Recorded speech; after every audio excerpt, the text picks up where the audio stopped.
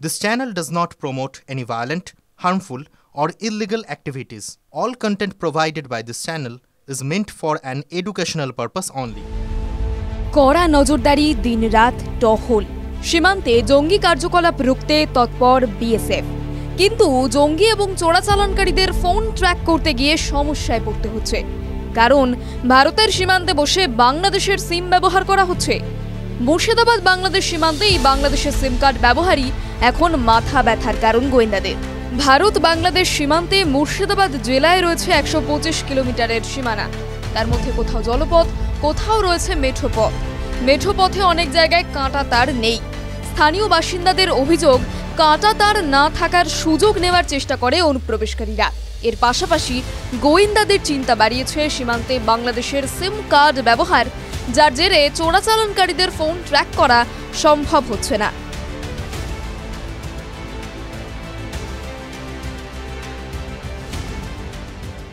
Border security का system हो वो बिल्कुल तैनात है और इस तरह की कोई एक दो घटनाएं जो हैं वो घटनाएं को पकड़ने के लिए हम लोग पूरी तरह से सुसज्जित हैं और लोकल पुलिस के साथ कोऑर्डिनेट करके इस तरह का कोई भी जो एक्टिविटी है हमारी नज़र से बच नहीं पाए, इसके लिए पूरा हम लोग प्रयास करते हैं।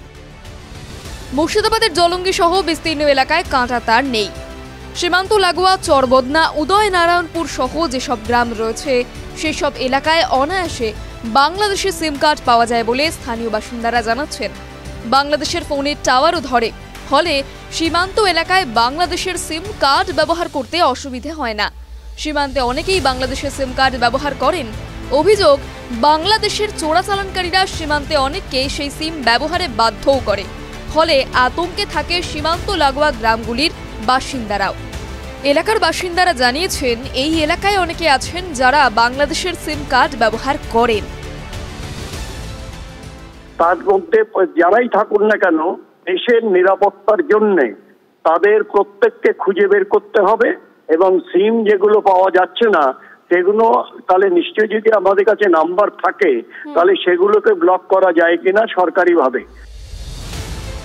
আবার চোরাচালানকারীদের সঙ্গে যুক্তরা বাংলাদেশের সিম ব্যবহার করায় তাদের ফোন ট্র্যাক করা কঠিন হয়।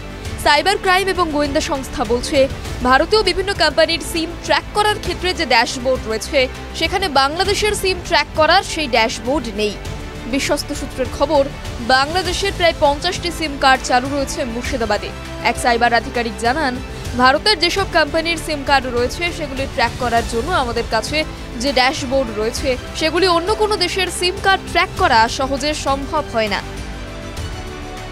টিভি9 বাংলা ডিজিটাল।